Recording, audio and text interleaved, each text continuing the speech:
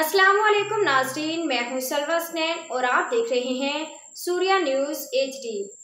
आइए नजर डालते हैं आज की अहम रिपोर्ट। फैज सिंधी डीआईजी लाड़काना नासिर आफ्ताब के नल के ए सेक्शन थाने पर आमद हुई। एसएसपी जकबाबाद कैप्टन सदाम हुसैन खासकली समेत तमाम टीएसपीज और तमाम एसएचओज और एहलकारों ने बड़ी तादाद में शिरकत की।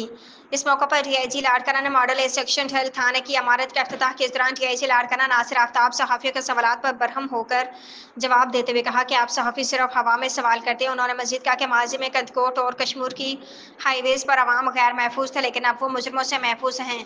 उन्होंने बताया कि अक्टूबर के बाद से हाईवेज पर कोई जुर्म नहीं हुआ है। डीआईजी ने कहा कि पहले बहुत से लोग अगवा होते थे, अब सिर्फ 2 अफराद अगवा हुए हैं। अब पहले से अमन बेहतर है। उन्होंने ये भी बताया कि पहले गंदकोट कश्मीर में भत्ताखोरी की पर्चियां मिलती थी, अब कुछ नहीं है। उन्होंने कहा कि प्रिया कुमारी और फजीला सिरकी अगवा केस पुराने और उन पर काम जारी। नासिर आफ्ताब ने कहा कि लाड़काना डिवीजन में शिकारपुर का एसएसपी बेहतर काम कर रहा है और शिकारपुर में जराइम की शरह 0 हो गई है।